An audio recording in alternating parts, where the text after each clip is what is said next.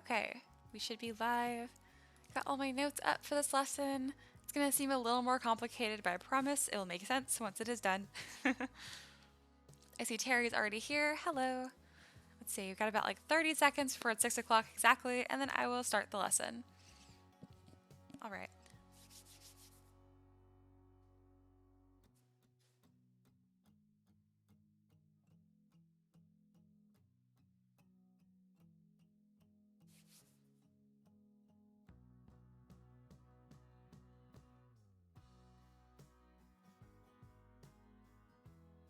All right, it's 6. I knew it was super close. I'm just gonna wait till it's officially 6. Okay.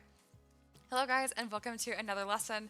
For this one, we're gonna be covering deformers. So, ZBrush Core has a limited selection of these deformers, but you'll be able to see all of them still there. They'll just be grayed out, kind of like teasing you, but at least you know where to find them if you do end up upgrading to ZBrush or trying it out.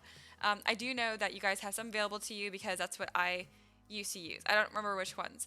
But for this tutorial, I'm going to be going over like the 5 that I use the most. I really only use 3 regularly, but there's 2 other ones I figured would be helpful.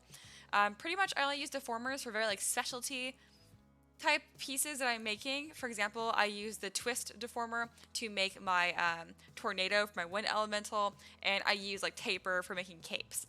So I'll be doing 2 demos at the end of this brief explanation to kind of show you guys like it being used in action, which might make it a little bit easier to like actually ask questions that are going to help you guys. So like usual, feel free to chat in the comments while I am working, and at the very end I'll have a Q&A session which can be about this lesson or pretty much about anything you guys are needing help with. Okay, so let's get to it. So I've just opened up a sphere here. When you first open ZBrush, you'll have this little thing. I just click on this sphere right here. Doesn't really matter which one that you grab. And my UI is custom, but even in the default UI, you will have your tool palette right here, so it's exactly the same. So even though my UI looks different overall, everything that I'm using will be in the exact same place for you guys as well. So let's actually get into what deformers are. So normally, this is what your little sphere will look like, and when you click on W, you will get your 3D gizmo here. So once you're in move mode, then you can actually access your gizmo, your deformers. So click on this little gear up here, it says customize, and here you go. These are all of your deformers. There's a bunch here. Even though there's so many, I haven't even gotten around to using all of them, and some of them I find kind of pointless, frankly. For instance, there's like inflate, which is not going to be a great example on a sphere, but it does exactly what it's going to pretty much sound like, but you can very easily do those same deformations just using this inflate, for example. So not all of these are going to like save you a bunch of time. That's why I'm only picking 5 as like a brief intro. So the first one I go over is bend arc. Alright, so you click on the one that you want to use, and then here you go. You get this really weird like cube box around it. So quite honestly, the green little tabs here are the only things you're really going to be interacting with most of the time. You have these other ones, and if you hover over it, you'll see about right here on the sphere. It'll describe what it does. So when I'm pulling this out, it's changing what the radius value is. So now radius equals 2.28. Now it equals all the way to 1.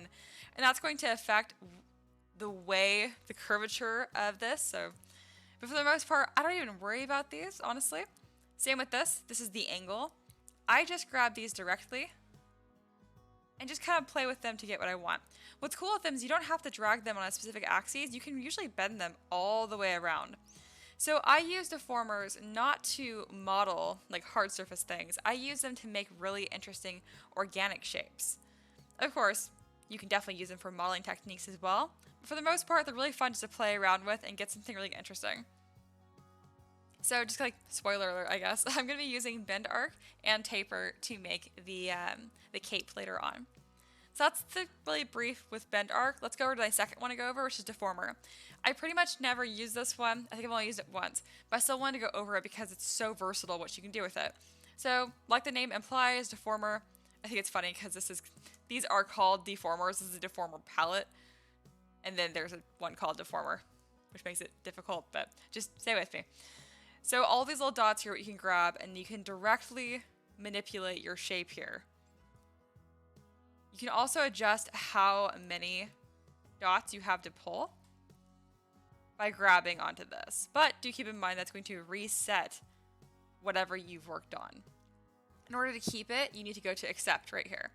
Most of these deformers you don't have to do that with. There's just a handful that you have to do that with. All right, let's go on to the next one, which is bend curve. Bend curve is really interesting because it's pretty much like bend arc, but it's a lot easier to control exactly how you want it to bend. And again, you can always grab this little yellow, here, we can grab it, dot here to increase how many dots. These are all just points of deformation. So you make something really interesting. Like I pretty much by accident have blocked out a snail here. Like here's the shell, here's the tail, here's the head, without even meaning to. See, it's really easy to really block out shapes using these deformers once you kind of get more familiar with them. Notice how I'm not fussing with pretty much any of these other, like the white cones and stuff like that. The green and orange are what you're only ever going to really need, particularly the green ones. Alright, so let's go to the fourth one, going through this pretty quickly. And this is for taper. Taper I use all the time. This is so helpful to get things, I mean really just it sounds like more a triangular shape. But you can also do it in the reverse to flare it out. So as you can tell, this is why it's really helpful for me when I'm trying to do it with making capes. Because I can get that general shape that I want very, very quickly. But I also can make like this pretty much from the front profile. Looks like a really nice like shark tooth as well. Obviously from the side it needs a little bit of work. But again, I really like using these to concept different organic shapes for the most part. You definitely can do hard surface modeling as well, but I generally do this for organic shapes. Alright, let's move on to the very last one that I have here. Because I'm only going over 5 because there's so many here and most of them you're really not going to use unless it's from very specific. And this would be twist. Twist is one of my favorites, but it's one of the hardest to use. So as you guys will notice, pretty much nothing is happening even though I have twist active. You have to be very, very careful of what your poly count is. So see how like it actually is twisting? It's just pretty much impossible to see. Twist is not going to show up on every shape that you do. I think I need to have it in symmetry actually. Yeah. So again, this is going to be just a more challenging one to use. I actually have only used twist once and that was for my wind one. As you can tell, it's not really what I'm doing when I'm wanting it to do. Probably because it's a sphere, so all the deformations are looking completely symmetrical. So it's always a good thing when in doubt, if you're not sure if anything's happening with your deformers, just go ahead and click Shift F and turn on the wireframe like I did. You can really look at it to make sure, is anything even happening? So now that I've made this not a perfectly symmetrical shape all the way around like a sphere, you can see that twist is working now. I mean, it was working before, but I just couldn't tell what was happening. So similar to this, if I'm going up and down on this axis, there's really nothing for it to change. So you can tell the way that's twisting, but it's not twisting in a way that's actually changing any shape. So try to think of it of like acting in perpendiculars. That's what's helped me the most.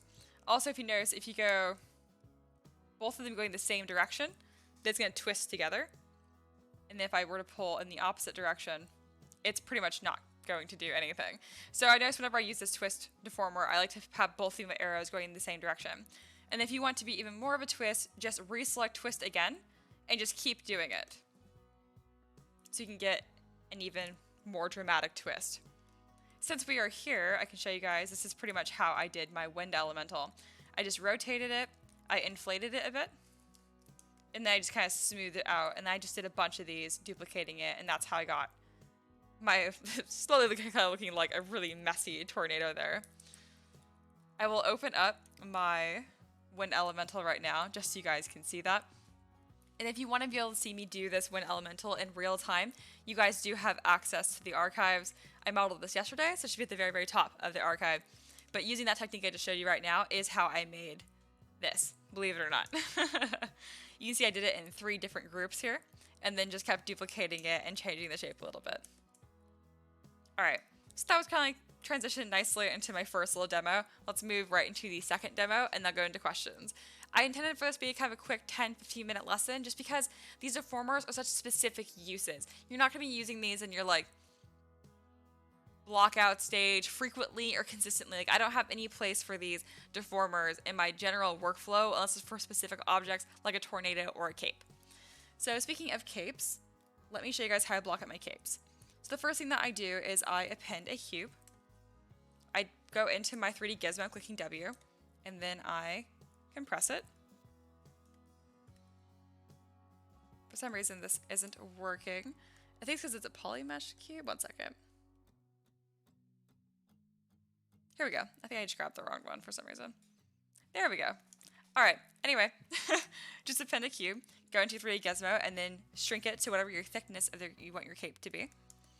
And then once I have this shape, I might make it look a little bit more rectangular, a bit more cape-like. And then going into your deformer here, I'll go to taper to get the general shape of my cape.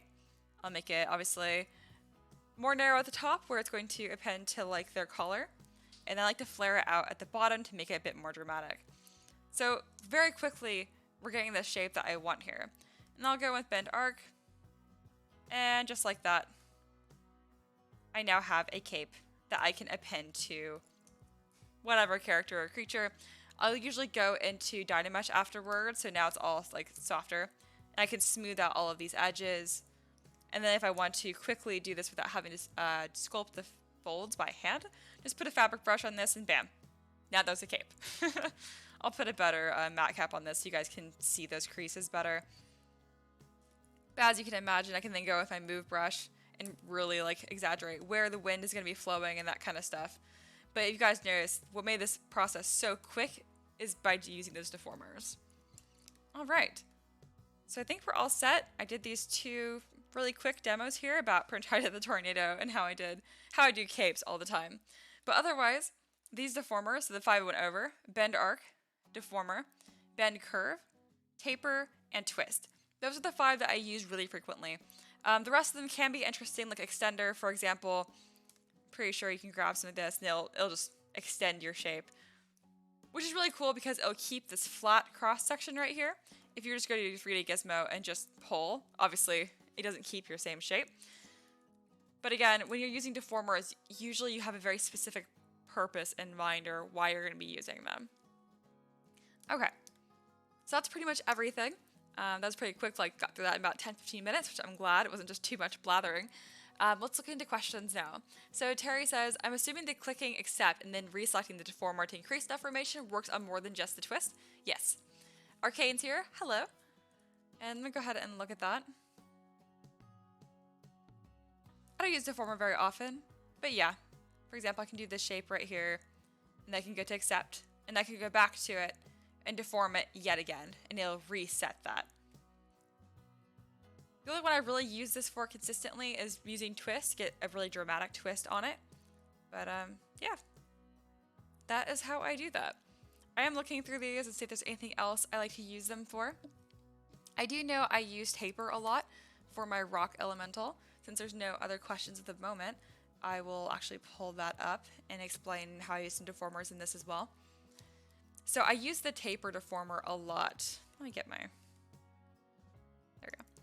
The taper deformer a lot when using this. If you look at this, pretty much every single part of his body here, so his arm especially, has been tapered. So I use that flare out on the top and then pinched it at the bottom. Because all of these were, I think I did cubes for most of the beginning part of this. Again, if you do want to see like all of this in action, I do have the full live stream of these as well. I'm just referencing work I did recently to make this easy for me. Terry says that deformer looks pretty useful actually. Like a really controlled move brush. That's exactly what it's like. It can be a bit tedious, but I mean, you're able to control it so specifically. And what's really cool and the magic of all of this is like, say I had this model done, right? You don't have to use deformers only on basic shapes. You can also use it on a finished model like this. So if I want to make this look a bit more interesting, it's probably just make this look dumb in this example, but that's okay. I can go to taper, and I can start to just play with this. Obviously, I only have his chest selected.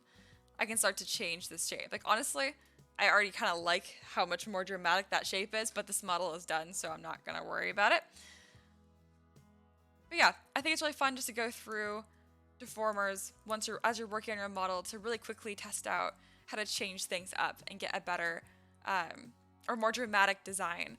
One of my favorite artists has said that it's like, don't mumble on your design choices. It's like, try to be very, very clear and dramatic. Be bold, you know? Honest Abe says, can you show how to activate deformers again? I looked away when we did it the first time. Yeah, no problem. So go to your 3D Gizmo by clicking W and click on this little gear right here. It says customize. And there you go. And then say if you select something and you're like, okay, I want to bend this. Cool. I love that. His arm looks great. In order to go back, you need to find your little gear icon again. Sometimes I found that it gets lost, kind of, but usually it's not too far away from where it was originally, and then that's how you go back to just your normal 3D gizmo. Just in case you guys ever get lost and you can't find it. Terry says, yeah, it's very cool. Like, it keeps all the details. It's very, very cool. It's a really powerful tool, and I've been using it more and more. Because, of course, I could do that manually, right? I could start just grabbing this to get that curve, but it's not as calculated, and now it's a bit thinner than I wanted it to be. So it can be really, really nice to have Deformers do things so consistently. Alright, also something that I want to go over here, this is kind of like a bonus tip for you guys. If you guys are ever working on a model and you start to try and like move it around, look how my cursor's over here. See how it's like acting really sporadically and it's really annoying? I never knew how to fix this until like a couple days ago. I was watching a live stream of one of my favorite professional artists, and there's no like proper fix, but what fixes it is just have your mask pen equipped, which is the default masking brush, and then whatever your object is, just paint a quick mask. So I'm gonna draw a dot right here and then clear it, and then now check it out. My pivot point now isn't ridiculous and it's not spinning off into space. So yes, I hope that's helpful because it helped me a lot. Alright, I'm trying to think of anything else I've used Deformers for recently. I've been working on all my elementals, which are all very organic shapes, of course, so it's been really, really helpful to have that. And again, I know that ZBrush Core is limited, but I'm pretty sure you guys have Bend, Arc, and Taper, because those are the two that I remember using a lot when I was first learning. And then, of course, if you guys ever have any more questions about Deformers, you can ask me. But you can also just go to the Pixologic site for Deformers.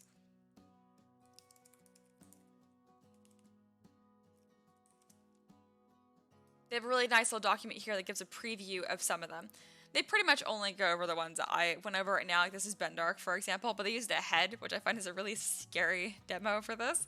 But it's really nice to just have extra tips and see how other people are using it, but it's pretty straightforward. Something I can add on is like an addendum to everything that I have mentioned. There's also a Deformer palette, which is different, but it has a lot of very similar, and this is under Subtool, by the way. Deformer palette here, and you can offset things, you can measure it out, you can rotate them. You can also use taper here as well, but it doesn't work quite as consistently. As you guys can tell, this taper works like nonsense. So yes, these are not the same. Oh boy. Oops, undo. Alright, Terry says, do you mind showing the cape thing quickly again, but doing the folds with the mask and pull technique? Absolutely, because that's one of my favorite things to show. Alright. I didn't mean that sarcastically. I feel like that sounds sarcastic. I'm actually just enthusiastic about this.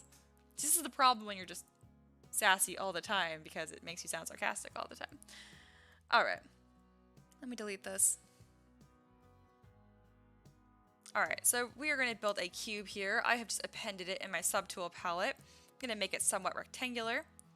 And we're going to use our deformers. I like using taper first to get my general shape going. There we go. That looks cape-like.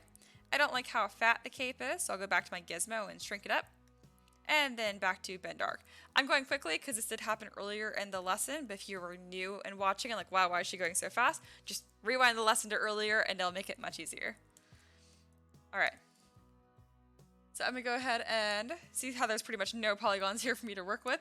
So if I try to go through here and sculpt details, nothing happens. So I'm going to Dynamesh it, see how there's many more polygons now. Now I can actually sculpt stuff.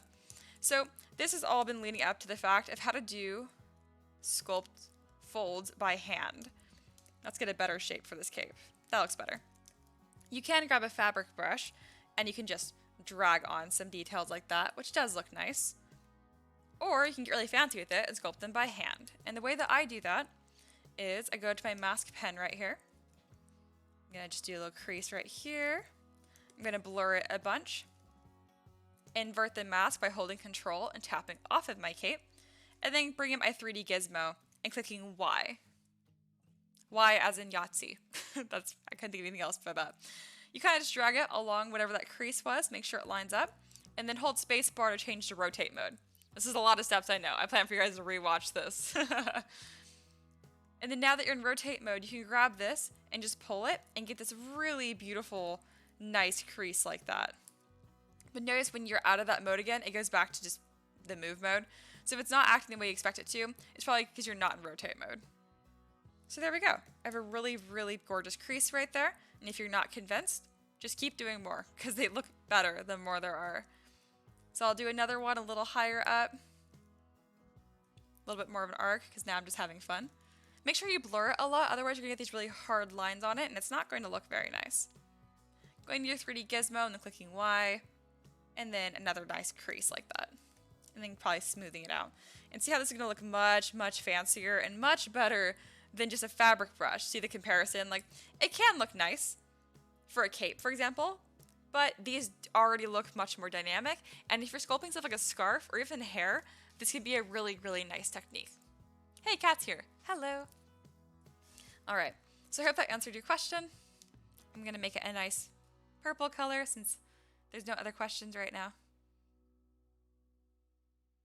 But yes, if you guys have any questions, feel free to ask right now. I've gone over all my tips for my deformers, the top 5 that I use, and I gave a small demo on how to use capes, did another demo on how to do hand sculpted creases. Speaking of which, you can go through further and like define these with dam standard. Alt dam standard on the top parts, just normal dam standards on the lower part of the crease, the trough, I guess you could say. And using the inflate brush is a really nice way to manually sculpt folds as well, which I'm doing that right now.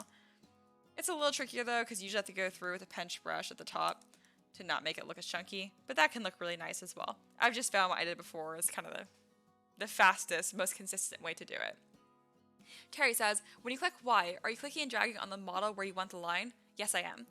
So this is actually called the transpose line. So this is a 3D gizmo, click Y, that's a transpose line. And you can just draw this out wherever you want, which to me, I think it's a pain because of that. And I don't use this very much because if you click on other things, you can trim your model, you can twist it. It's a very powerful tool, but honestly, it tends to just get in my way because I don't memorize all of these little functions that it does. I just use the 3D gizmo. But again, it can be extremely powerful and extremely helpful if you do start using it.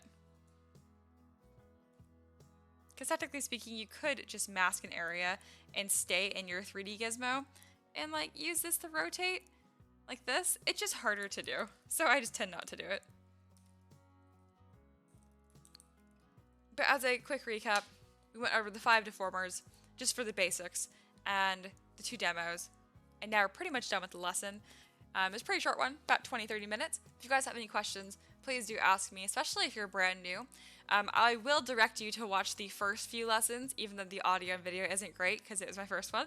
But that will probably be the best place for you guys to start off.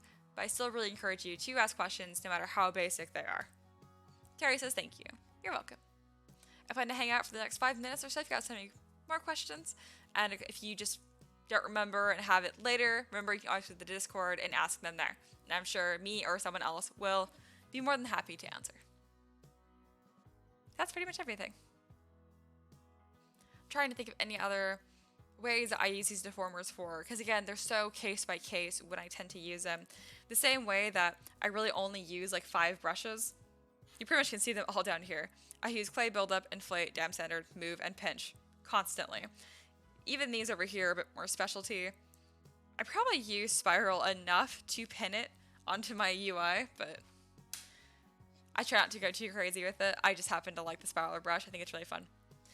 The only note I should have mentioned earlier about deformers is that you cannot use them with multiple subdivision levels. So I divided this cape once for more detail. And as you can see here, I try to do a deformer, and it gives me this error here that the mesh is composed of multiple subdivision levels. Delete or freeze and try again. I never freeze them, I just delete them. If you freeze them, usually you can try to reconstruct them or bring them back. I have had varying success with that because I don't totally know how that works because it just doesn't really affect me usually. I usually work in Dynamesh to get my general shape, and then as I add more detail, I keep my subdivision levels permanently. I don't really have a reason for getting rid of them. But yes. Not seeing any more questions. I also know there's like a 30-second delay, so you guys probably just heard what I said about the questions. So at 6:24, I will hang out until 6:25, and there's no more questions. I will let you guys onto your night. Thank you for joining me. If you are in the future, definitely ask questions if you're feeling lost or overwhelmed, because this especially can seem a bit intimidating. If you're like, oh, I don't even know how to use those. Don't worry, they are a tool in your tool belt. You don't need to use them regularly to be a good artist or anything. Cat follows up, saying deformation tools on the right side are useful, but they operate based on the world origin. The Gizmo deformers use your Gizmo center as a pivot, which is much more flexible. Yes, very, very true. So what she's saying, in case you guys didn't totally understand, is that if I put my deformer here or here, and then go into this palette, that's where the deformer is going to begin to act. The deformer palette over here, or deformation palette, is going to act on like the actual true center of the model, as you mentioned, the world origin. So just keeping that in mind. That's why the deformers here, I think, are a lot more flexible. You have a lot more you can do with them. It's also why the taper on this one doesn't work as nicely. I mean, it still looks kind of cool for a cape, because capes are made of fabric, so they kind of look good regardless. But if you notice, if I go here, let me get rid of the subdivision levels. If I go here, I have a bit more control. And it's actually acting in the way that I am anticipating for it to act. So yes. All right. That's kind of a quick, fun lesson there. I'll be back and live streaming again tomorrow. Probably I'll be starting my water elemental, which I'm really excited about. And finally not nervous about after doing well with the other three. Elementals are hard. Anyway, guys, thank you so much for joining. And as I say 100 times a lesson, if you have questions, ask them. I understand it can be very overwhelming. No question is too basic. You're literally paying for me to help and guide you here, so get your money's worth. Anyway, guys, have a great night or morning, and I'll see you next week.